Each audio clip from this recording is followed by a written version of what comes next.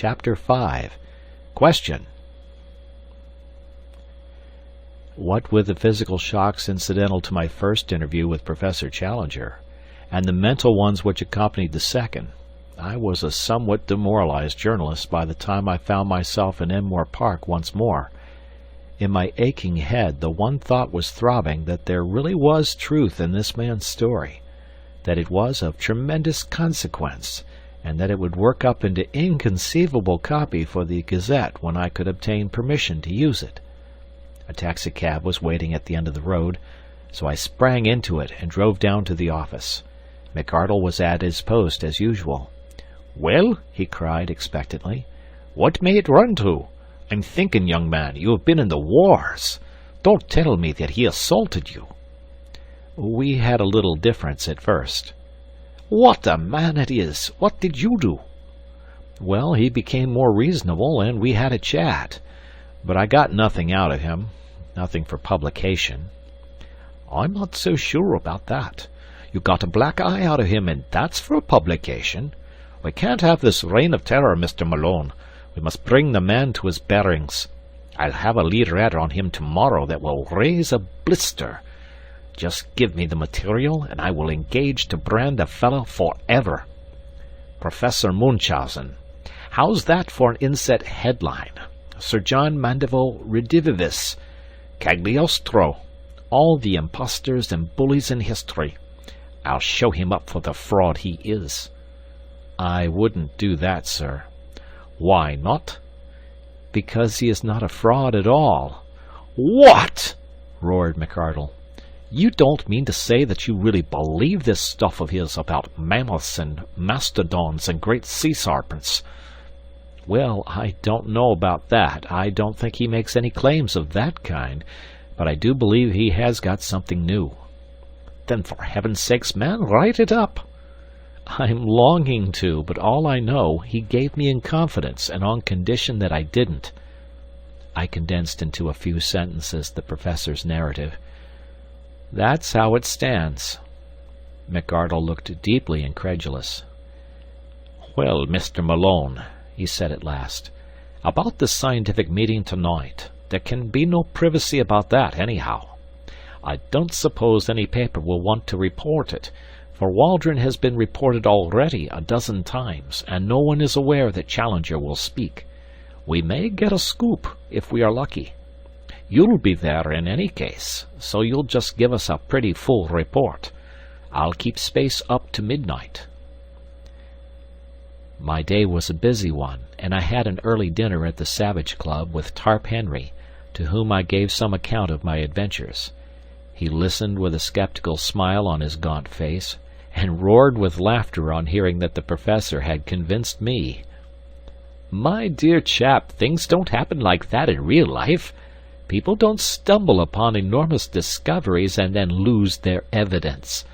Leave that to the novelists. The fellow is as full of tricks as is the monkey house at the zoo. It's all bosh." "But the American poet?" "He never existed." "I saw his sketchbook." "Challenger's sketchbook." "You think he drew that animal?" "Of course he did. Who else?" "Well, then, the photographs." "There was nothing in the photographs. By your own admission you only saw a bird." "A pterodactyl." "That's what he says. He put the pterodactyl into your head." "Well, then, the bones?" "First one out of an Irish stew, second one vamped up for the occasion. If you are clever and know your business, you can fake a bone as easily as you can a photograph." I began to feel uneasy. Perhaps, after all, I had been premature in my acquiescence. Then I had a sudden happy thought. "Will you come to the meeting?" I asked. Tarp Henry looked thoughtful. "He is not a popular person, the genial Challenger," said he. "A lot of people have accounts to settle with him. I should say he is about the best hated man in London.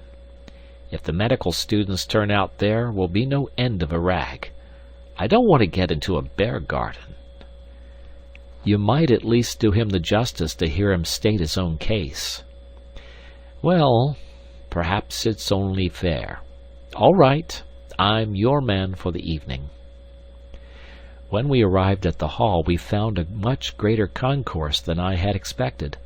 A line of electric broughams discharged their little cargoes of white-bearded professors, while the dark stream of humbler pedestrians, who crowded through the arched doorway, showed that the audience would be popular as well as scientific. Indeed, it became evident to us as soon as we had taken our seats that a youthful and even boyish spirit was abroad in the gallery and the back portions of the hall. Looking behind me, I could see rows of faces in the familiar medical student type. Apparently the great hospitals had each sent down their contingent. The behavior of the audience at present was good-humored, but mischievous. Scraps of popular songs were chorused with an enthusiasm which was a strange prelude to a scientific lecture, and there was already a tendency to personal chaff which promised a jovial evening to others, however embarrassing it might be to the recipients of these dubious honors.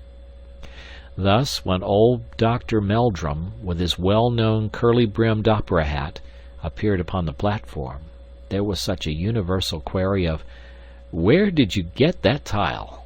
that he hurriedly removed it, and concealed it furtively under his chair. When gouty Professor Wadley limped down to his seat, there was general affectionate inquiries from all parts of the hall as to the exact state of his poor toe, which caused him obvious embarrassment.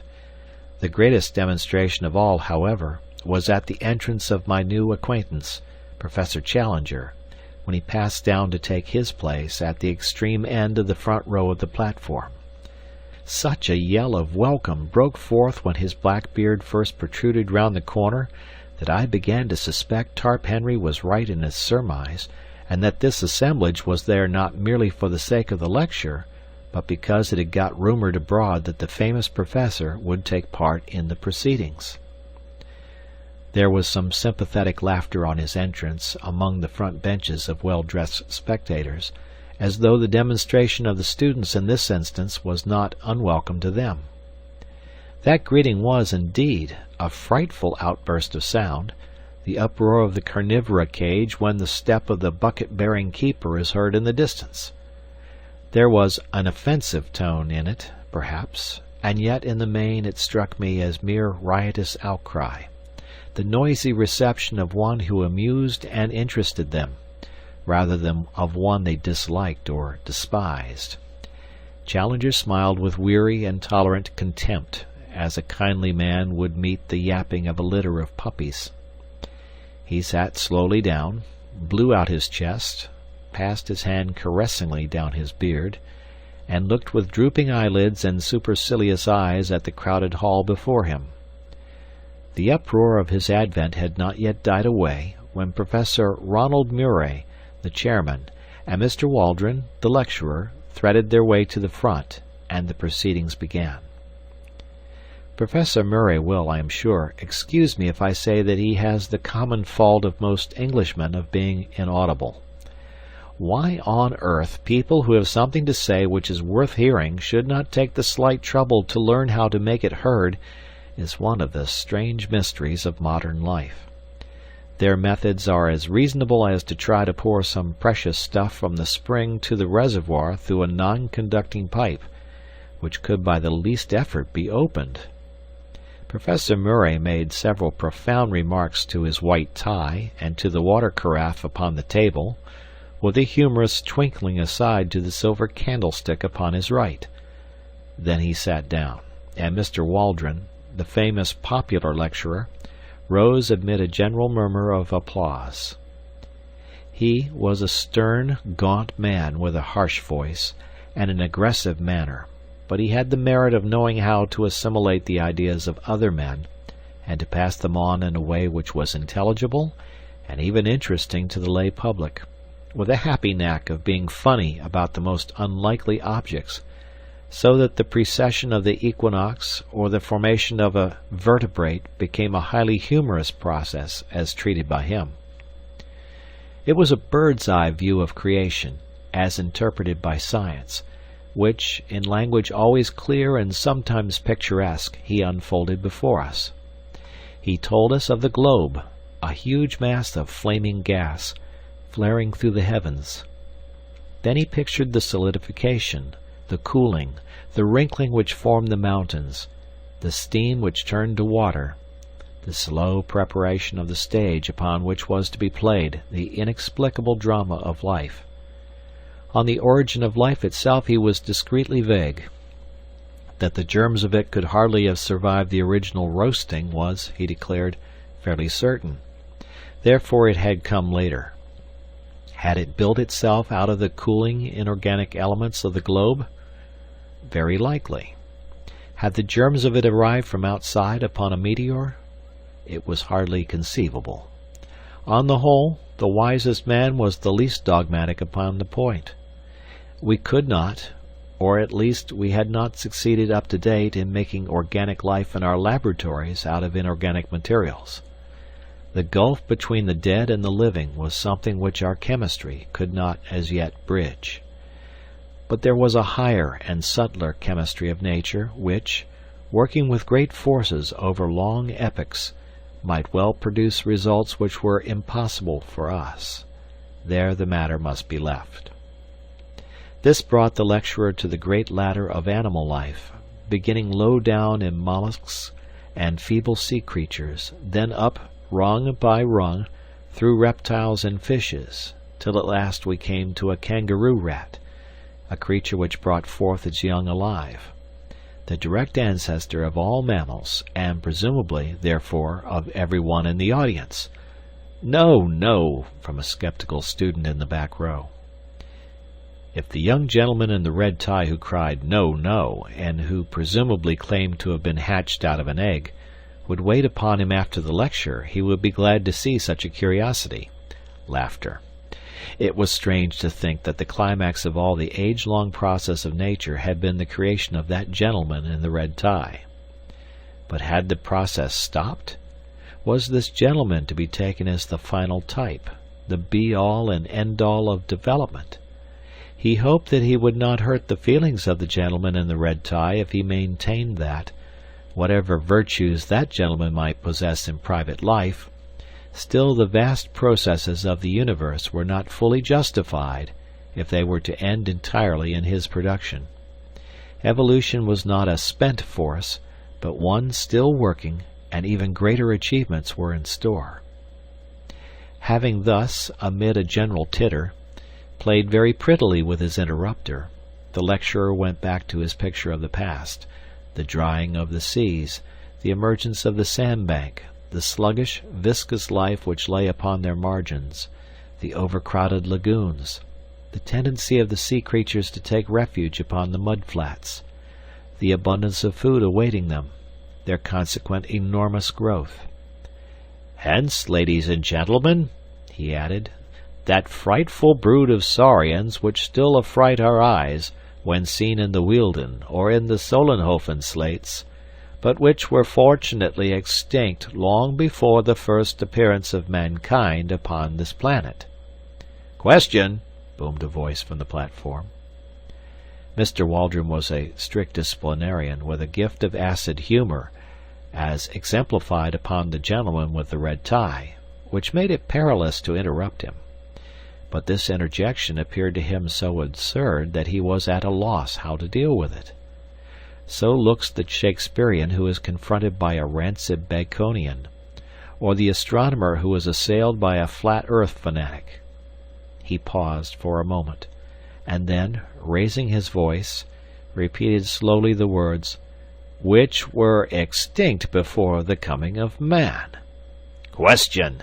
boomed the voice once more. Waldron looked with amazement along the line of professors upon the platform, until his eyes fell upon the figure of Challenger, who leaned back in his chair with closed eyes and an amused expression, as if he were smiling in his sleep. "I see," said Waldron with a shrug. "It is my friend Professor Challenger." And amid laughter he renewed his lecture as if this was a final explanation and no more need be said. But the incident was far from being closed.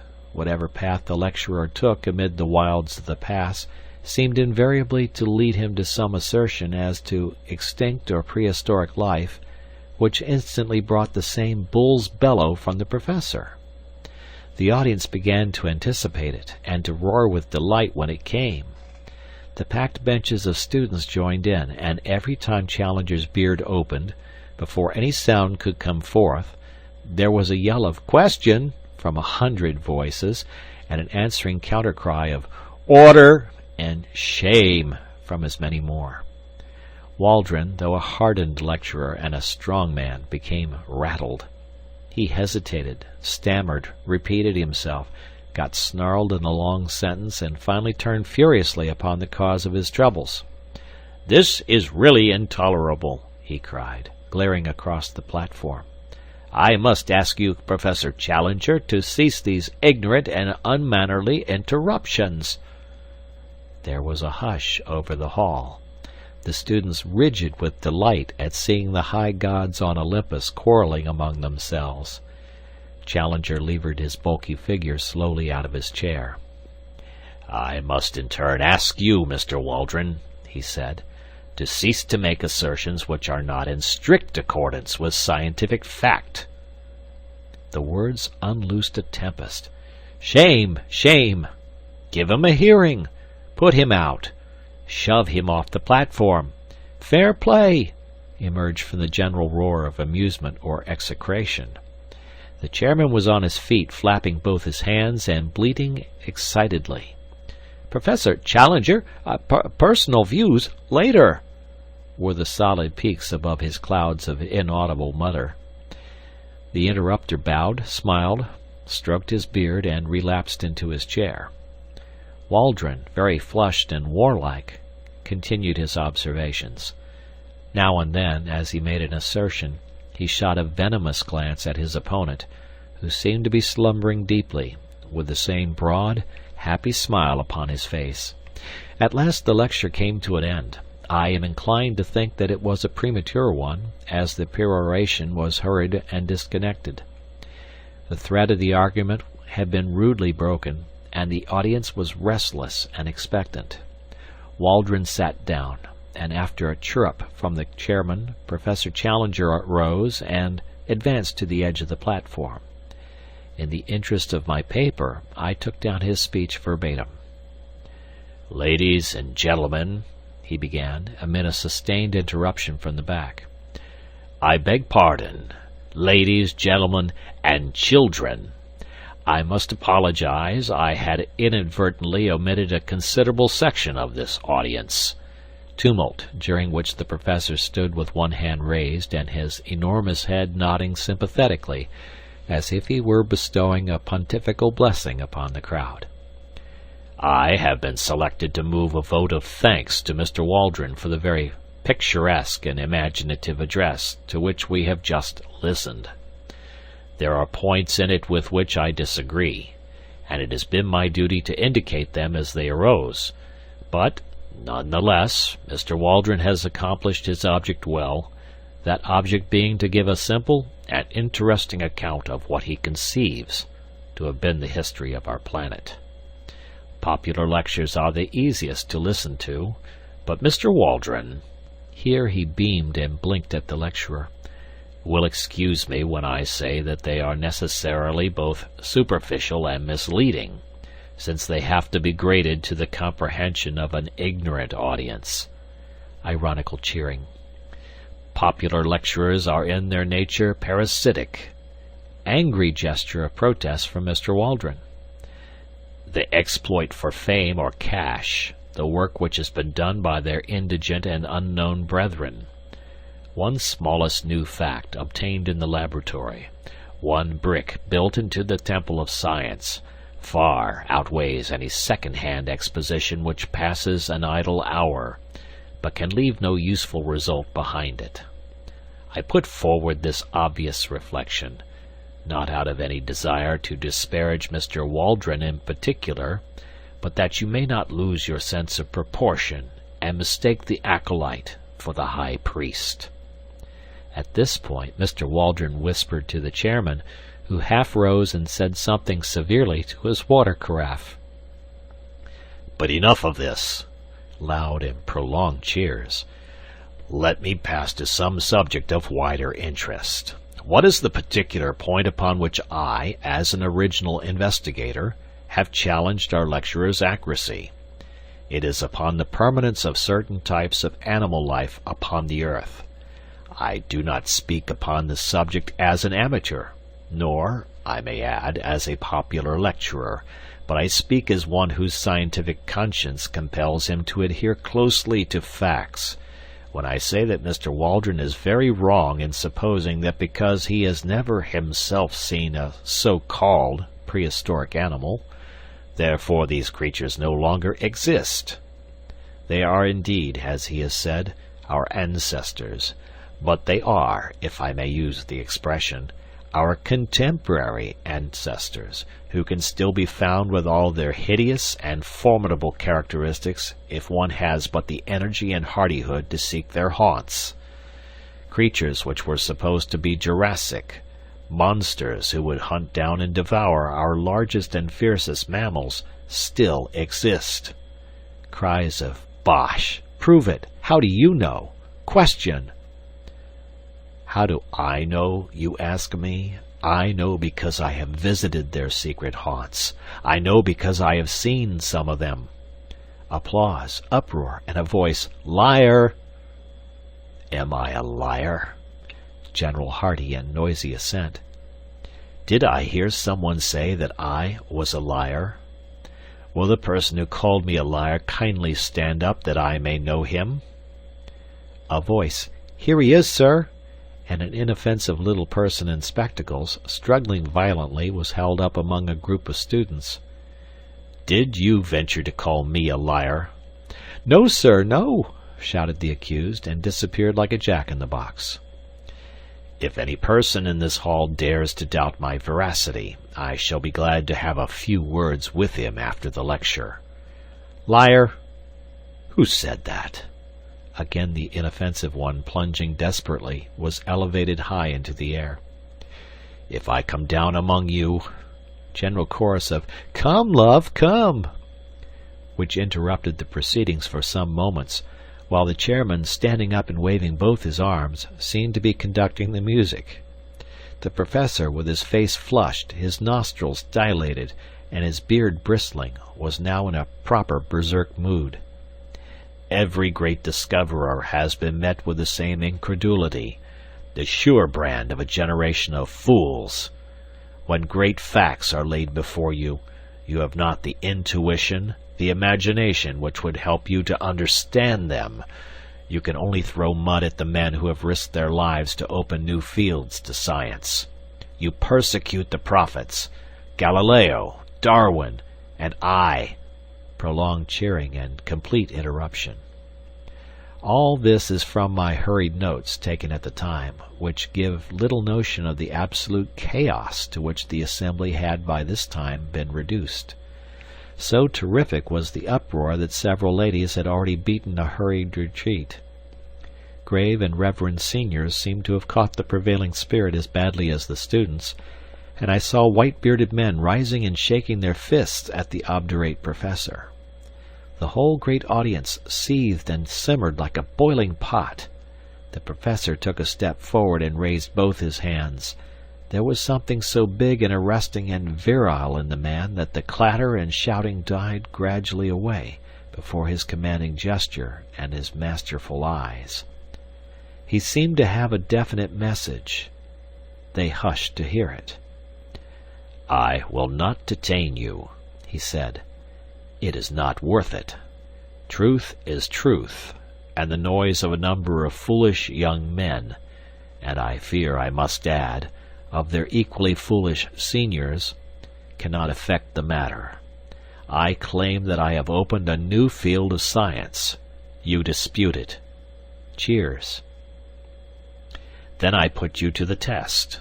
Will you accredit one or more of your own number to go out as your representatives and test my statement in your name?" Mr. Summerlee, the veteran professor of comparative anatomy, rose among the audience, a tall, thin, bitter man, with the withered aspect of a theologian. He wished, he said, to ask Professor Challenger whether the results to which he had alluded in his remarks had been obtained during a journey to the headwaters of the Amazon made by him 2 years before. Professor Challenger answered that they had. Mr. Summerlee desired to know how it was that Professor Challenger claimed to have made discoveries in those regions which had been overlooked by Wallace, Bates, and other previous explorers of established scientific repute. Professor Challenger answered that Mr. Summerlee appeared to be confusing the Amazon with the Thames, that it was in reality a somewhat larger river, that Mr. Summerlee might be interested to know that with the Orinoco, which communicated with it, some 50,000 miles of country were opened up, and that in so vast a space it was not impossible for one person to find what another had missed. Mr. Summerlee declared with an acid smile that he fully appreciated the difference between the Thames and the Amazon, which lay in the fact that any assertion about the former could be tested, while about the latter it could not. He would be obliged if Professor Challenger would give the latitude and the longitude of the country in which prehistoric animals were to be found. Professor Challenger replied that he reserved such information for good reasons of his own, but would be prepared to give it, with proper precautions, to a committee chosen from the audience. Would Mr. Summerlee serve on such a committee and test his story in person? Mr. Summerlee: Yes, I will. Great cheering.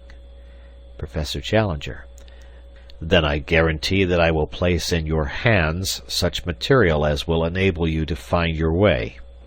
It is only right, however, since Mr. Summerlee goes to check my statement, that I should have one or more with him who may check his. I will not disguise from you that there are difficulties and dangers. Mr. Summerlee will need a younger colleague. May I ask for volunteers? It is thus that the great crisis of a man's life springs out at him.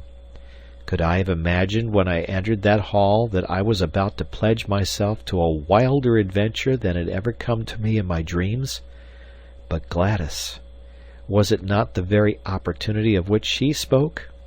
Gladys would have told me to go. I had sprung to my feet, I was speaking, and yet I had prepared no words. Tarp Henry, my companion, was plucking at my skirts, and I heard him whispering, "Sit down, Malone, don't make a public ass of yourself." At the same time I was aware that a tall, thin man, with dark gingery hair, a few seats in front of me, was also upon his feet. He glared back at me with hard, angry eyes, but I refused to give way. "I will go, Mr. Chairman," I kept repeating over and over again. "Name, name," cried the audience. "My name is Edward Dunn Malone. I am the reporter of the Daily Gazette. I claim to be an absolutely unprejudiced witness." "What is your name, sir?" the chairman asked of my tall rival. "I am Lord John Roxton. I have already been up the Amazon. I know all the ground, and have special qualifications for this investigation." "Lord John Roxton's reputation as a sportsman and a traveler is, of course, world-famous," said the chairman. "At the same time, it would certainly be as well to have a member of the press upon such an expedition." "Then I move," said Professor Challenger, "that both these gentlemen be elected, as representatives of this meeting, to accompany Professor Summerlee upon his journey to investigate and report upon the truth of my statements." And so, amid shouting and cheering, our fate was decided, and I found myself borne away in the human current which swirled towards the door, with my mind half stunned by the vast new project which had risen so suddenly before it. As I emerged from the hall I was conscious for a moment of a rush of laughing students down the pavement, and of an arm wielding a heavy umbrella which rose and fell in the midst of them. Then, amid a mixture of groans and cheers, Professor Challenger's electric brougham slid from the curb, and I found myself walking under the silvery lights of Regent Street, full of thoughts of Gladys and of wonder as to my future. Suddenly there was a touch at my elbow. I turned and found myself looking into the humorous, masterful eyes of the tall, thin man who had volunteered to be my companion on this strange quest. "Mr. Malone, I understand," said he. "We are to be companions, what? My rooms are just over the road, in the Albany. Perhaps you will have the kindness to spare me half an hour, for there are one or two things that I badly want to say to you." End of chapter.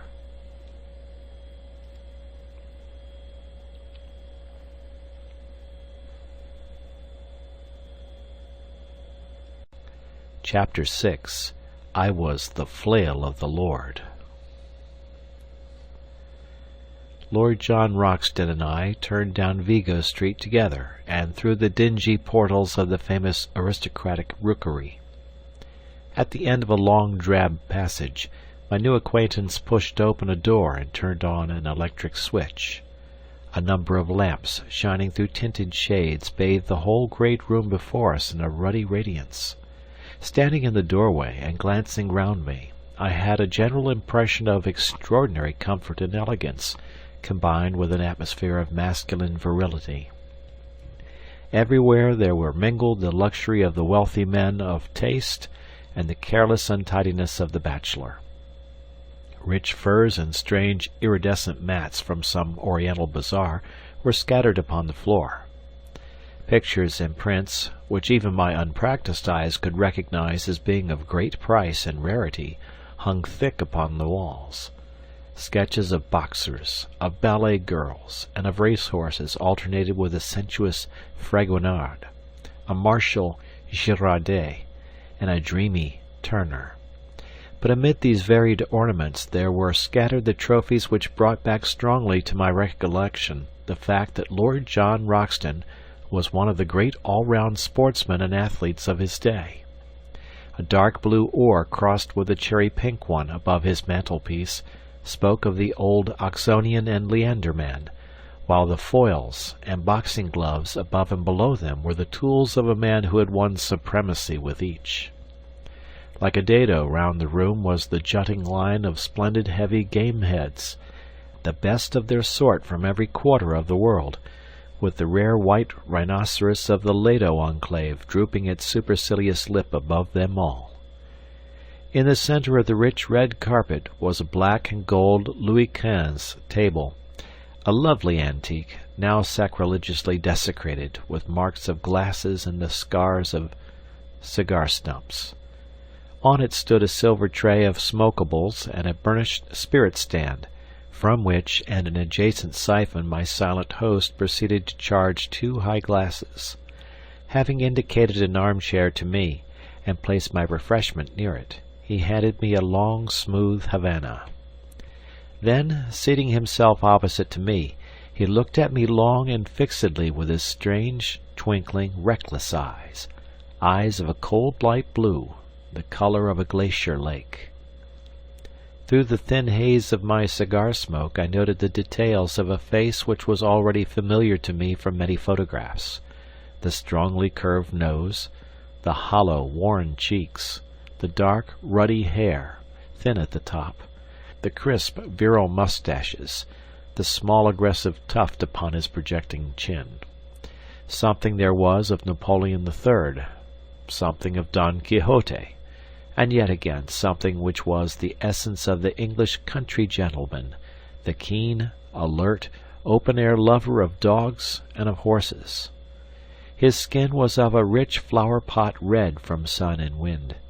His eyebrows were tufted and overhanging, which gave those naturally cold eyes an almost ferocious aspect, an impression which was increased by his strong and furrowed brow. In figure he was spare, but very strongly built. Indeed, he had often proved that there were few men in England capable of such sustained exertions.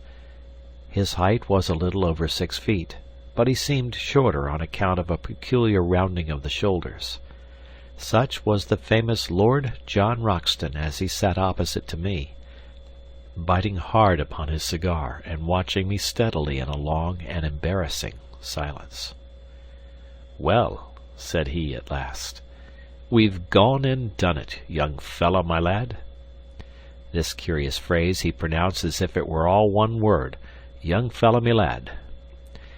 Yes, we've taken a jump, you and me, and I suppose now that when you went into that room there was no such notion in your head, what?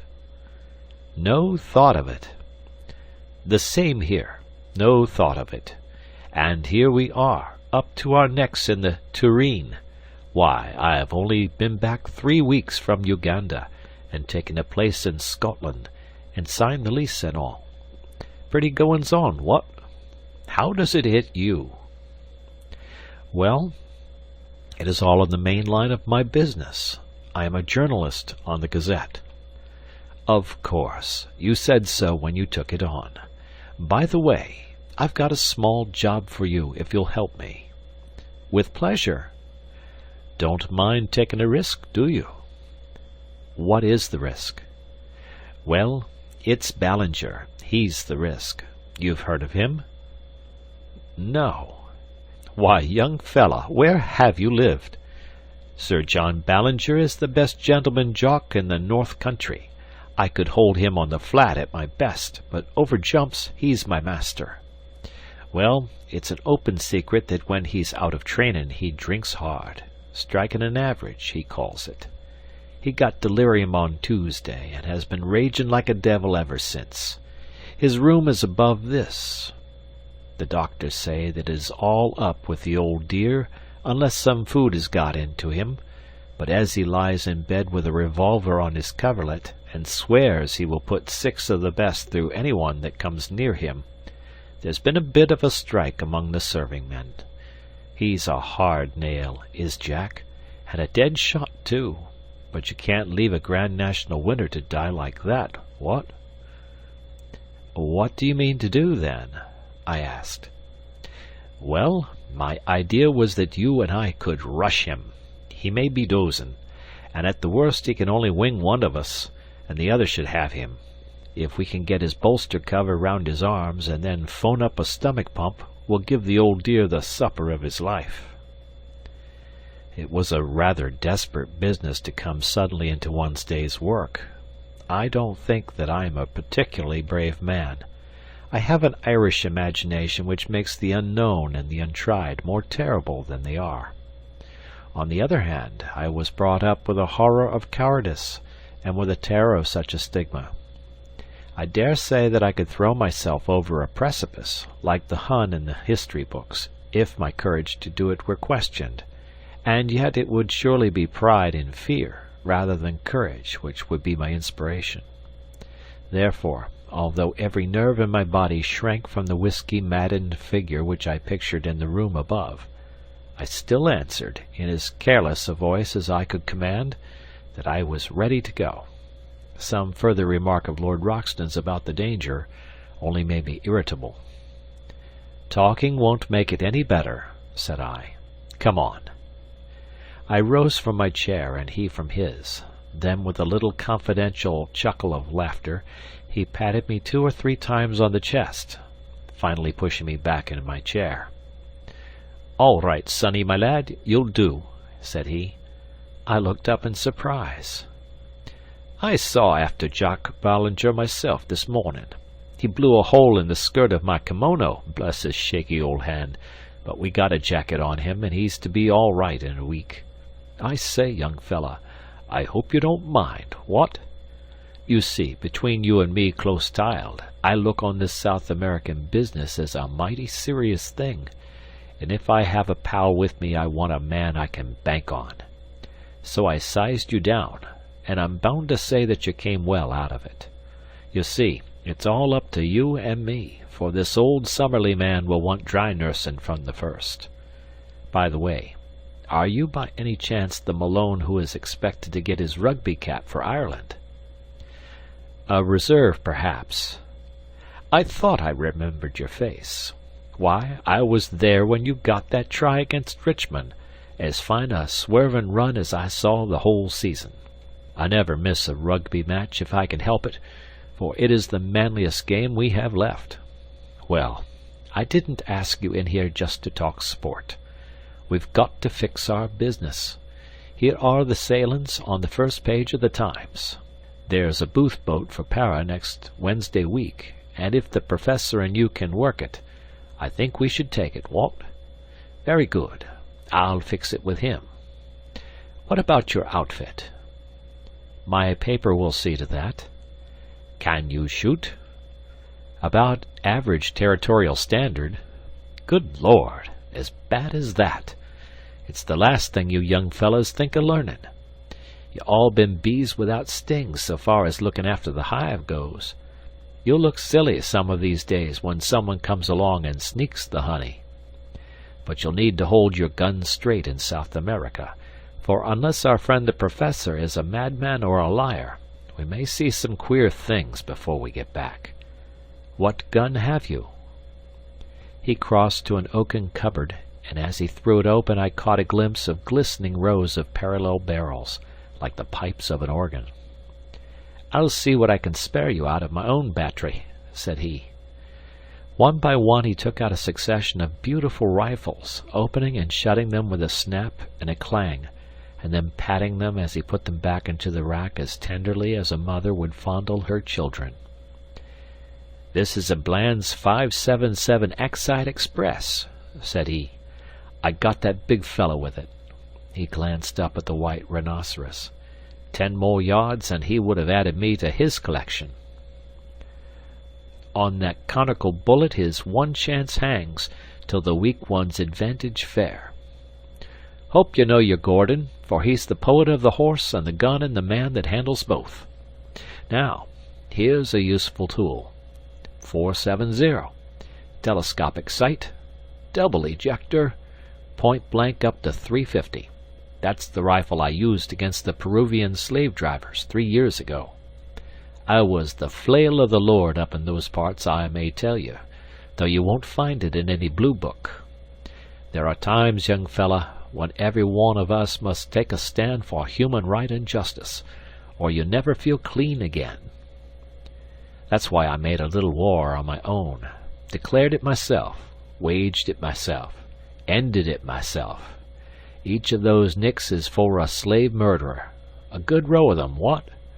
That big one is for Pedro Lopez, the king of them all, that I killed in a backwater of the Putumayo River.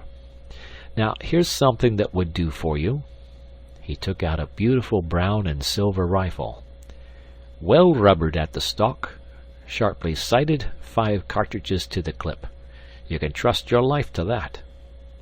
He handed it to me and closed the door of his oak cabinet.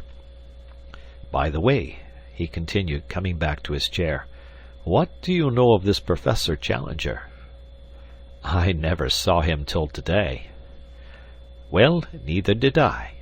It's funny we should both sail under sealed orders from a man we don't know. He seemed an uppish old bird. His brothers of science don't seem too fond of him either. How came you to take an interest in the affair? I told him shortly my experiences of the morning, and he listened intently. Then he drew out a map of South America and laid it on the table. I believe every single word he said to you was the truth, said he earnestly.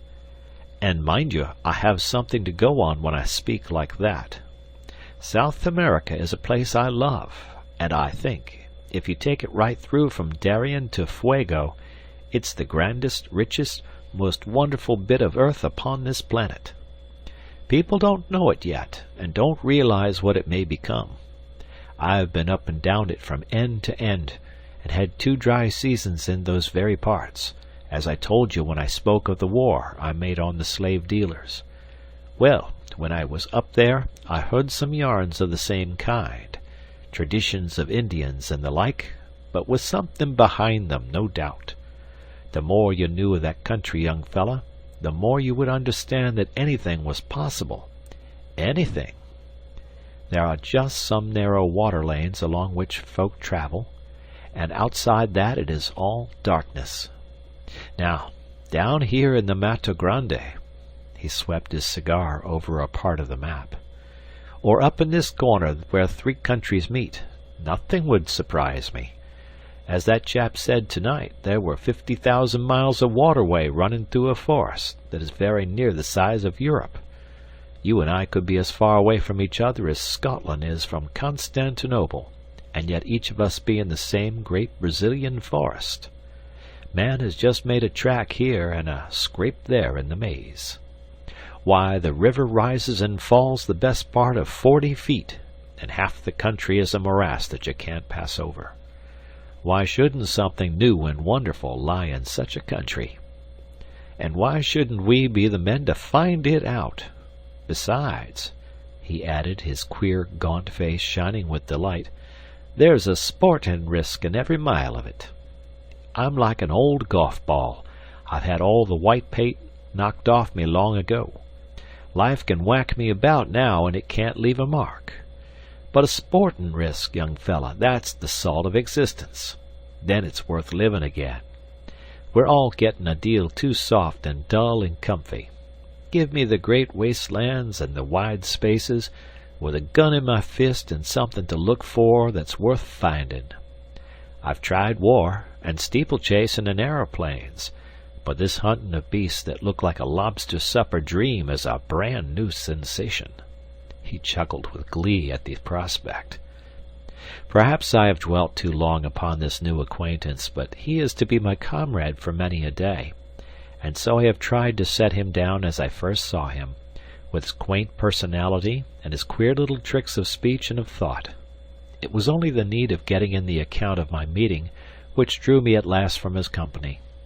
I left him seated amid his pink radiance, oiling the lock of his favorite rifle, while he still chuckled to himself at the thought of the adventures which awaited us. It was very clear to me that if dangers lay before us, I could not in all England have found a cooler head or braver spirit with which to share them. That night, wearied as I was after the wonderful happenings of the day, I sat late with McArdle, the news editor, explaining to him the whole situation, which he thought important enough to bring next morning before the notice of Sir George Beaumont, the chief. It was agreed that I should write home full accounts of my adventures in the shape of successive letters to McArdle, and that these should either be edited for the Gazette as they arrived, or held back to be published later, according to the wishes of Professor Challenger, since we could not yet know what conditions he might attach to those directions which should guide us to the unknown land. In response to a telephone inquiry, we received nothing more definite than a fulmination against the press, ending up with the remark that if we would notify our boat, he would hand us any directions which he might think it proper to give us at the moment of starting. A second question from us failed to elicit any answer at all, save a plaintive bleat from his wife to the effect that her husband was in a very violent temper already, and that she hoped we would do nothing to make it worse. A third attempt, later in the day, provoked a terrific crash, and a subsequent message from the Central Exchange that Professor Challenger's receiver had been shattered. After that, we abandoned all attempt at communication. And now, my patient readers, I can address you directly no longer. From now onwards, if indeed any continuation of this narrative should ever reach you, it can only be through the paper which I represent. In the hands of the editor I leave this account of the events which have led up to one of the most remarkable expeditions of all time, so that if I never return to England there shall be some record as to how the affair came about. I am writing these last lines in the saloon of the Booth liner Francisca, and they will go back by the pilot to the keeping of Mr. McArdle. Let me draw one last picture before I close the notebook, a picture which is the last memory of the old country which I bear away with me. It is a wet, foggy morning in the late spring. A thin, cold rain is falling.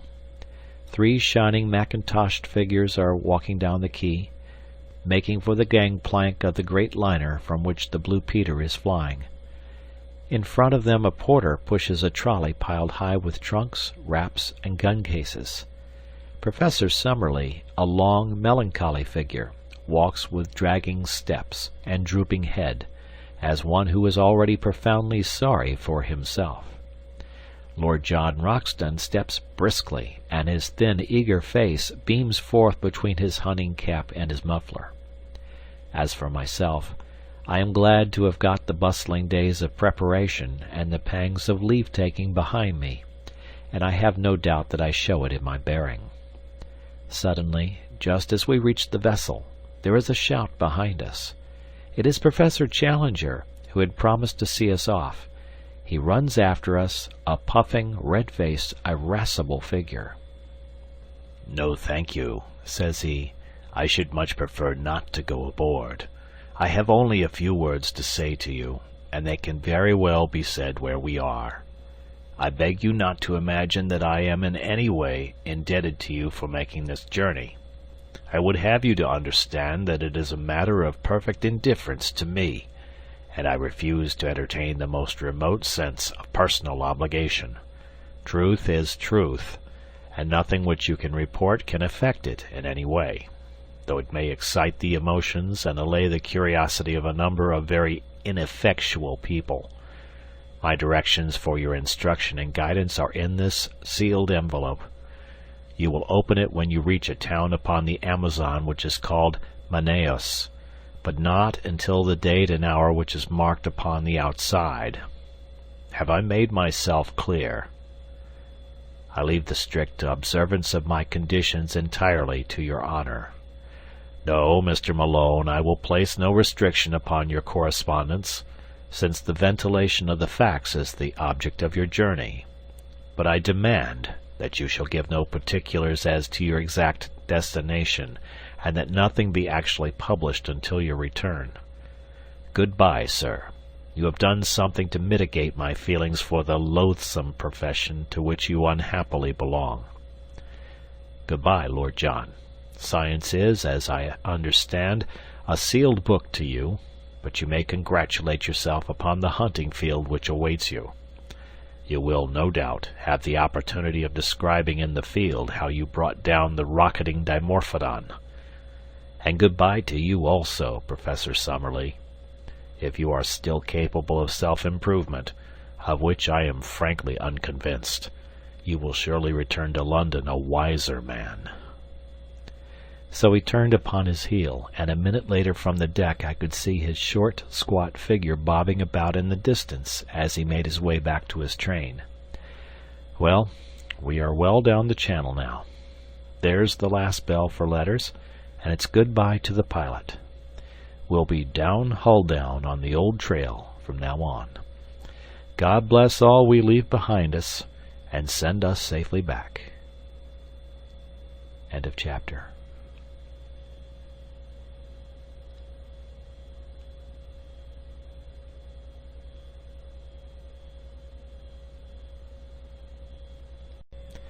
Chapter 7. Tomorrow we disappear into the unknown. I will not bore those whom this narrative may reach by an account of our luxurious voyage upon the Booth liner, nor will I tell of our week's stay at Pera, save that I should wish to acknowledge the great kindness of the Pereira de Pinta Company in helping us to get together our equipment. I will also allude very briefly to our river journey up a wide, slow-moving, clay-tinted stream in a steamer which was little smaller than that which had carried us across the Atlantic. Eventually we found ourselves through the narrows of Obidos and reached the town of Manaos. Here we were rescued from the limited attractions of the local inn by Mr. Shortman, the representative of the British and Brazilian Trading Company. In his hospital fazenda we spent our time until the day when we were empowered to open the letter of instructions given to us by Professor Challenger. Before I reach the surprising events of that date, I would desire to give a clearer sketch of my comrades in this enterprise, and of the associates whom we had already gathered together in South America. I speak freely, and I leave the use of my material to your discretion, Mr. McArdle, since it is through your hands that this report must pass before it reaches the world. The scientific attainments of Professor Summerlee are too well known for me to trouble to recapitulate them. He is better equipped for a rough expedition of this sort than one would imagine at first sight. His tall, gaunt, stringy figure is insensible to fatigue, and his dry, half-sarcastic, and often wholly unsympathetic manner is uninfluenced by any change in his surroundings. Though in his 66th year, I have never heard him express any dissatisfaction at the occasional hardships which we have had to encounter. I had regarded his presence as an encumbrance to the expedition, but as a matter of fact, I am now well convinced that his power of endurance is as great as my own. In temper, he is naturally acid and skeptical. From the beginning he has never concealed his belief that Professor Challenger is an absolute fraud, that we are all embarked upon an absurd wild-goose chase, and that we are likely to reap nothing but disappointment and danger in South America, and corresponding ridicule in England. Such are the views which, with much passionate distortion of his thin features and wagging of his thin, goat-like beard, he poured into our ears all the way from Southampton to Manaus. Since landing from the boat he has obtained some consolation from the beauty and variety of the insect and bird life around him, for he is absolutely wholehearted in his devotion to science. He spends his days flitting through the woods with his shotgun and his butterfly net, and his evenings in mounting the many specimens he has acquired. Among his minor peculiarities are that he is careless as to his attire, unclean in his person, exceedingly absent-minded in his habits, and addicted to smoking a short briar pipe, which is seldom out of his mouth. He has been upon several scientific expeditions in his youth, he was with Robertson in Papua, and the life of the camp and the canoe is nothing fresh to him. Lord John Roxton has some points in common with Professor Summerlee, and others in which they are the very antithesis to each other. He is 20 years younger, but has something of the same spare, scraggy physique. As to his appearance, I have, as I recollect, described it in that portion of my narrative which I have left behind me in London. He is exceedingly neat and prim in his ways, dresses always with great care in white drill suits and high brown mosquito boots, and shaves at least once a day. Like most men of action, he is laconic in speech, and sinks readily into his own thoughts, but he is always quick to answer a question or join in a conversation, talking in a queer, jerky, half-humorous fashion. His knowledge of the world, and very especially of South America, is surprising, and he has a wholehearted belief in the possibilities of our journey which is not to be dashed by the sneers of Professor Summerlee. He has a gentle voice and a quiet manner, but behind his twinkling blue eyes there lurks a capacity for furious wrath and implacable resolution, the more dangerous because they are held in leash. He spoke little of his own exploits in Brazil and Peru, but it was a revelation to me to find the excitement which was caused by his presence among the riverine natives, who looked upon him as their champion and protector. The exploits of the Red Chief, as they called him, had become legends among them, but the real facts, as far as I could learn them, were amazing enough. These were that Lord John had found himself some years before in that no-man's land which is formed by the half-defined frontiers between Peru, Brazil, and Colombia. In this great district the wild rubber tree flourishes, and has become, as in the Congo, a curse to the natives which can only be compared to their forced labor under the Spaniards upon the old silver mines of Darien. A handful of villainous half-breeds dominated the country, armed such Indians as would support them, and turned the rest into slaves, terrorizing them with the most inhuman tortures in order to force them to gather the India rubber, which was then floated down the river to Para. Lord John Roxton expostulated on behalf of the wretched victims, and received nothing but threats and insults for his pains. He then formally declared war against Pedro Lopez, the leader of the slave drivers, enrolled a band of runaway slaves in his service, armed them, and conducted a campaign, which ended by his killing with his own hands the notorious half-breed, and breaking down the system which he represented.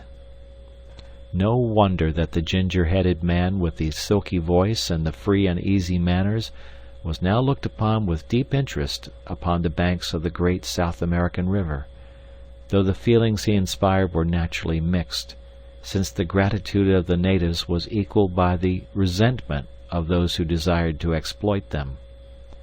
One useful result of his former experiences was that he could talk fluently in the Língua Geral, which is the peculiar talk, 1/3 Portuguese and 2/3 Indian, which is current all over Brazil. I have said before that Lord John Roxton was a South Americomaniac. He could not speak of that great country without ardor, and this ardor was infectious, for, ignorant as I was, he fixed my attention and stimulated my curiosity. How I wish I could reproduce the glamour of his discourses, that peculiar mixture of accurate knowledge and of racy imagination which gave them their fascination, until even the professor's cynical and skeptical smile would gradually vanish from his thin face as he listened. He would tell the history of the mighty river so rapidly explored, for some of the first conquerors of Peru actually crossed the entire continent upon its waters, and yet so unknown in regard to all that lay behind its ever-changing banks. "What is there?" he would cry, pointing to the north. "Wood and marsh and unpenetrated jungle. Who knows what it may shelter? And there to the south, a wilderness of swampy forest, where no white man has ever been. The unknown is up against us on every side. Outside the narrow lines of the rivers, what does anyone know? Who will say what is possible in such a country? Why should old man Challenger not be right?" At which direct defiance the stubborn sneer would reappear upon Professor Summerlee's face, and he would sit, shaking his sardonic head in unsympathetic silence, behind the cloud of his briar-root pipe. So much for the moment for my two white companions, whose characters and limitations will be further exposed, as surely as my own, as this narrative proceeds. But already we have enrolled certain retainers who may play no small part in what is to come. The first is a gigantic Negro named Zombo, who is a black Hercules, as willing as any horse, and about as intelligent. Him we enlisted at Para, on the recommendation of the steamship company, on whose vessels he had learned to speak a halting English. It was at Para also that we engaged Gomez and Manuel, two half-breeds from up the river, just come down with a cargo of redwood. They were swarthy fellows, bearded and fierce, as active and wiry as panthers. Both of them had spent their lives in those upper waters of the Amazon which we were about to explore, and it was this recommendation which had caused Lord John to engage them. One of them, Gomez, had the further advantage that he could speak excellent English. These men were willing to act as our personal servants, to cook, to row, or to make themselves useful in any way at a payment of $15 a month. Besides these, we had engaged 3 Mojo Indians from Bolivia, who are the most skillful at fishing and boat work of all the river tribes. The chief of these we called Mojo, after his tribe, and the others are known as Jose and Fernando.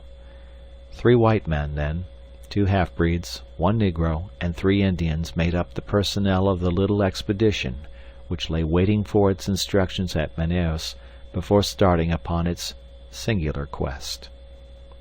At last, after a weary week, the day had come, and the hour.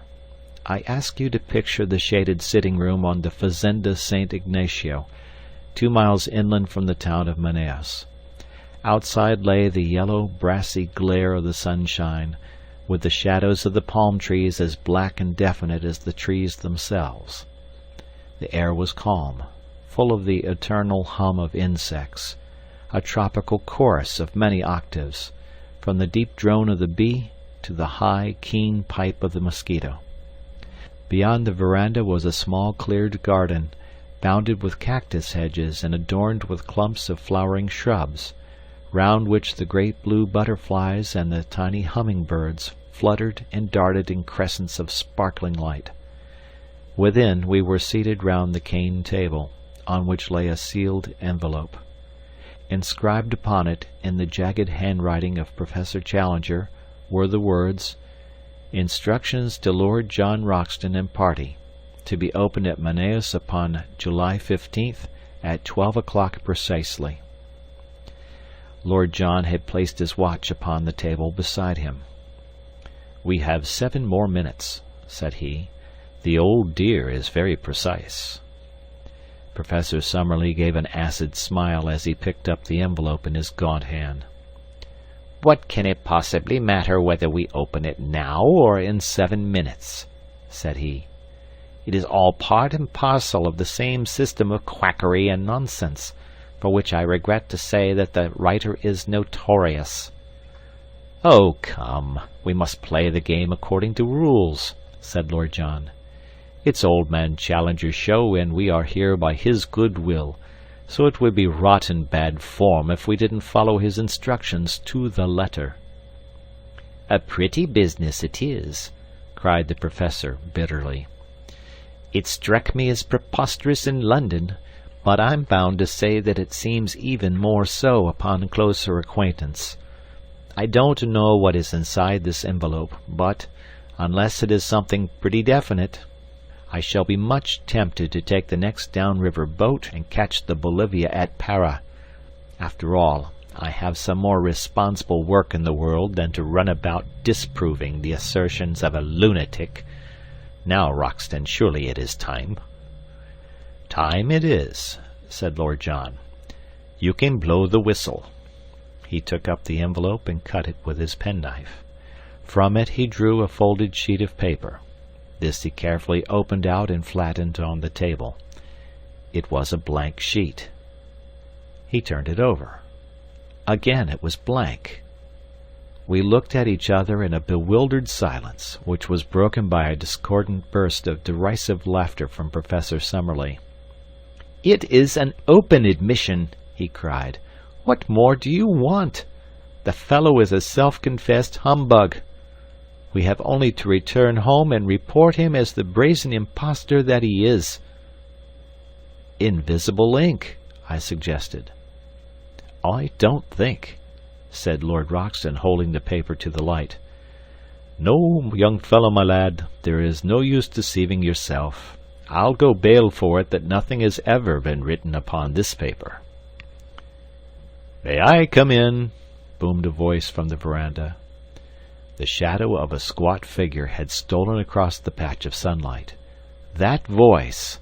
That monstrous breadth of shoulder! We sprang to our feet with a gasp of astonishment as Challenger, in a round, boyish straw hat with a colored ribbon, Challenger, with his hands in his jacket pockets and his canvas shoes daintily pointing as he walked, appeared in the open space before us. He threw back his head, and there he stood in the golden glow with all his old Assyrian luxuriance of beard, all his native insolence of drooping eyelids and intolerant eyes. "I fear," said he, taking out his watch, "that I am a few minutes too late. When I gave you this envelope, I must confess that I had never intended that you should open it, for it had been my fixed intention to be with you before the hour. The unfortunate delay can be apportioned between a blundering pilot and an intrusive sandbank. I fear that it has given my colleague, Professor Summerlee, occasion to blaspheme." "I am bound to say, sir," said Lord John, with some sternness of voice, "that your turning up is a considerable relief to us, for our mission seemed to have come to a premature end. Even now I can't for the life of me understand why you should have worked it in so extraordinary a manner." Instead of answering, Professor Challenger entered, shook hands with myself and Lord John, bowed with ponderous insolence to Professor Summerlee, and sank back into a basket chair, which creaked and swayed beneath his weight. "Is all ready for your journey?" he asked. "We can start tomorrow." "Then so you shall. You need no chart of directions now, since you will have the inestimable advantage of my own guidance. From the first I had determined that I would myself preside over your investigation. The most elaborate charts would, as you will readily admit, be a poor substitute for my own intelligence and advice. As to the small ruse which I played upon you in the matter of the envelope, it is clear that, had I told you all my intentions, I should have been forced to resist unwelcome pressure to travel out with you." "Not from me, sir," exclaimed Professor Summerlee heartily, "so long as there was another ship upon the Atlantic." Challenger waved him away with his great hairy hand. "Your common sense will, I am sure, sustain my objection and realize that it was better that I should direct my own movements, and appear only at the exact moment when my presence was needed. That moment has now arrived. You are in safe hands. You will not now fail to reach your destination. From henceforth I take command of this expedition, and I must ask you to complete your preparations tonight, so that we may be able to make an early start in the morning. My time is of value, and the same thing may be said, no doubt, in a lesser degree of your own. I propose, therefore, that we push on as rapidly as possible until I have demonstrated what you have come to see." Lord John Roxton had chartered a large steam launch, the Esmeralda, which was to carry us up the river. So far as climate goes, it was immaterial what time we chose for our expedition, as the temperature ranges from 75 to 90 degrees both summer and winter, with no appreciable difference in heat. In moisture, however, it is otherwise. From December to May is the period of the rains, and during this time the river slowly rises until it attains a height of nearly 40 feet above its low water mark. It floods the banks, extends in great lagoons over a monstrous waste of country, and forms a huge district, called locally the Gapo, which is for the most part too marshy for foot travel and too shallow for boating. About June the waters begin to fall, and are at their lowest in October or November. Thus our expedition was at the time of the dry season, when the great river and its tributaries were more or less in a normal condition. The current of the river is a slight one, the drop being not greater than 8 inches in a mile.